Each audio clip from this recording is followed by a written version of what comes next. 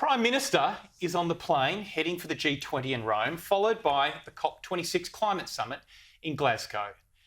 The PM tells us that he is going to tell the world that we are going to achieve net zero by 2050 and we're doing it the Australian way.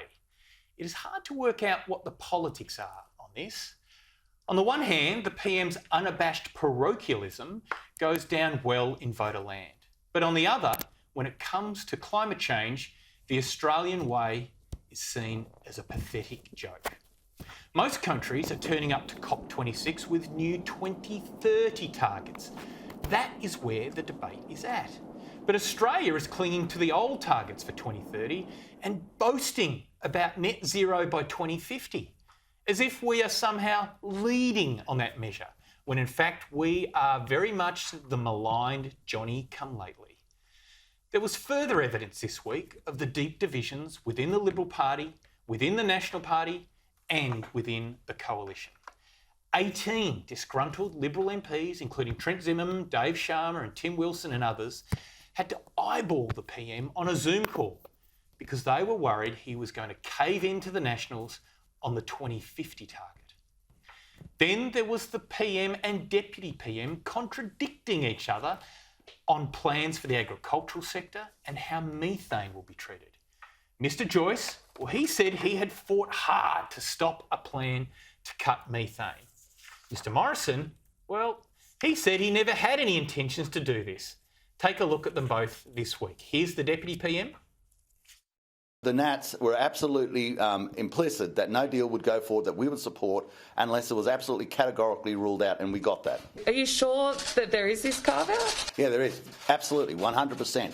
Methane emissions as part of this process will not be legislated, pushed forward in any way, shape or form. And now here's the Prime Minister talking about the same topic. Our plan for net zero doesn't force our farmers to do anything more than what you're already doing and will be choosing to do in the future. And we won't be asking the states or territories to use their powers under our plan for 2050 to regulate the way you use your land. We trust you as being the best stewards of your land. Our government wants Australian farmers to be able to choose how they use their land to get the highest and best outcomes. The Deputy PM fought hard to stop the PM from doing something that he said he was never going to do.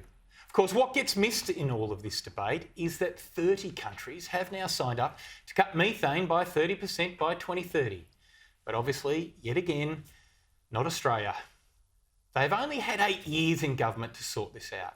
And here we are on the eve of a global conference and they cannot be clear with us on key issues. And just to be clear, Australia is a laggard.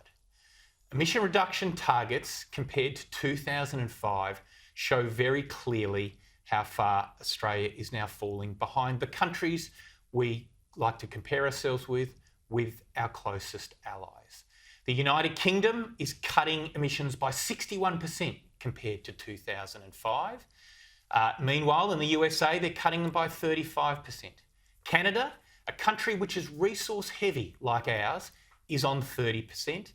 As is New Zealand. Meanwhile, we are still stuck at 26%. We have been so busy tying ourselves in knots over 2050, we have missed the most important debate, what we will do over the next decade.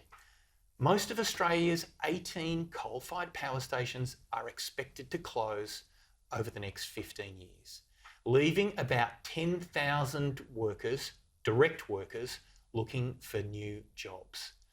The PM and Deputy PM had nothing meaningful to say to these workers this week. Instead of a grown-up conversation about energy transition, and lo and behold, clean energy opportunities for these regions, we got slogans. And when you're caught out doing the very least you can possibly do, done at the last possible minute, describing that as the Australian way is not very smart. The only league table Australia is leading on when it comes to climate action is the league table for bulldusters. Rita, you'd have to agree that it's been a fairly dismal performance this week by the federal government on climate.